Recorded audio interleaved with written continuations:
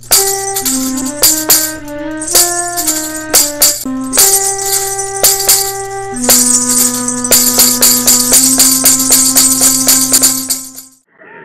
we last spoke, we talked about parsley, sage, rosemary, and you were quick to enjoin thyme after that, because you have obviously read the Apothecary book by Master Simon and Master Garfunkel, which leads to an interesting story about that.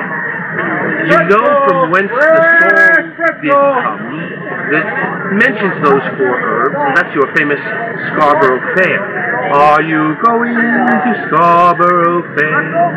Parsley, sage, rosemary, and thyme. Which begs the question, what's so damned important about Scarborough Fair that it made it into a song about herbs? And I shall tell you. In the Middle Ages, fairs were held for a variety of reasons. The fair that you see before you today that I am a part of is called a vending fair, where people came to sell their wares, buy wares, and be introduced to new things from new areas of the country. There were fairs for a variety of reasons. One was a fair in which employers sat in booths like this to hire for the next year, and that was held once a year at a town called Scarborough. Scarborough Fair was an employment fair, and when peasants came to be employed, they had digestive disorders, their breath smelled, their teeth were bad, their skin color was pallid, they were hunched over because they were diseased.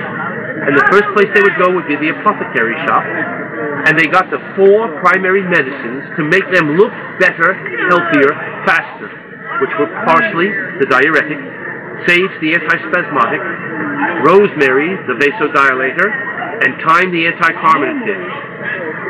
Within a half hour after taking them, their skin color approached normal, their breath smelled at least decent. That's why there's parsley on your plate when you go to restaurants now. It's not for the diuretic effect, so you wouldn't take it if it were.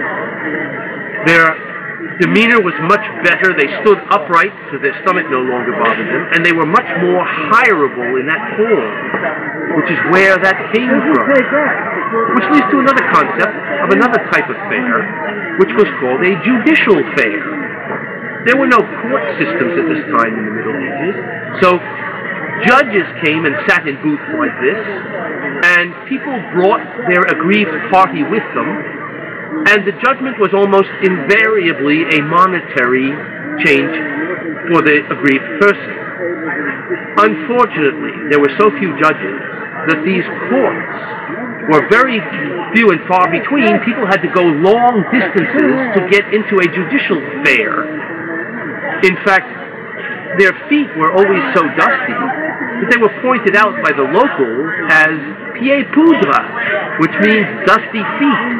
So these fairs were originally in France called pieds poudres fairs, which turned into a little branch of English common law called pier powder court, from the French pieds poudres.